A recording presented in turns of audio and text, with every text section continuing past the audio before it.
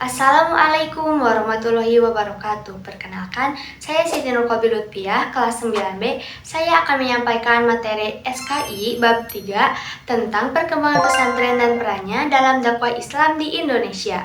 Pesantren merupakan lembaga pendidikan Islam tertua dan asli Indonesia.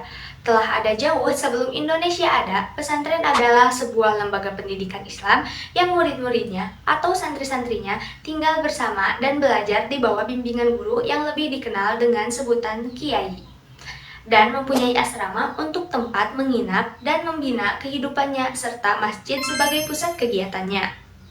Komponen-komponen inti sebuah pesantren adalah kiai, santri, asrama atau pondok, masjid, dan pengajaran kitab-kitab klasik atau kitab kuning.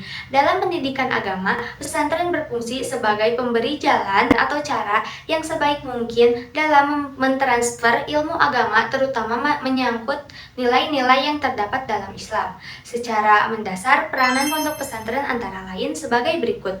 Kesatu, pusat ajian Islam. Kedua, pusat pengembangan dakwah. Ketiga, pusat pelayanan beragama dan moral. Keempat, pusat pengembangan solidaritas dan ukhuwah Islamiyah. Para sejarawan banyak menyebutkan bahwa cikal bakal lahirnya pondok pesantren di Indonesia diduga ketika Sunan Ampel sekitar abad ke-14 sampai abad ke-15 mendirikan sebuah padepokan di Ampel, Surabaya, Jawa Timur untuk mendidik dan mempersiapkan kader-kader penyebar Islam atau para dai.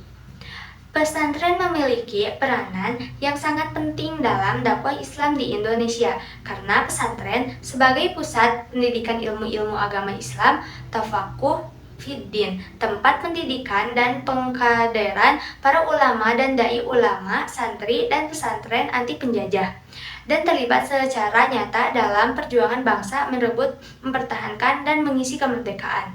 Karena pengaruh perkembangan ilmu dan teknologi serta tuntunan zaman, saat ini pesantren-pesantren banyak melakukan adaptasi pada metode pendidikan dan administrasinya. Sehingga secara fakta, pesantren ada 3 tipe, yaitu tradisional salafiyah, modern khalaf, dan kombinasi salaf dan khalaf. Bagian tanya jawab. Nomor 1. Menurut pendapatmu, apakah penting peran kiai dalam pondok pesantren? Jawabannya, penting karena kiai figur utama dalam sebuah pesantren. Nomor 2. Bagaimana pendapat kamu dengan metode pembelajaran pesantren secara kombinasi salaf dan khalaf? Jawabannya, sangat bagus karena bisa seimbang antara tradisional dan modern atau mengikuti zaman. Nomor 3. Ada 3 tipe pesantren. Menurut pendapatmu, tipe manakah yang lebih bagus? Jawabannya adalah kombinasi khalaf dan salaf karena kita bisa mengikuti zaman dengan adanya metode tradisional dan modern.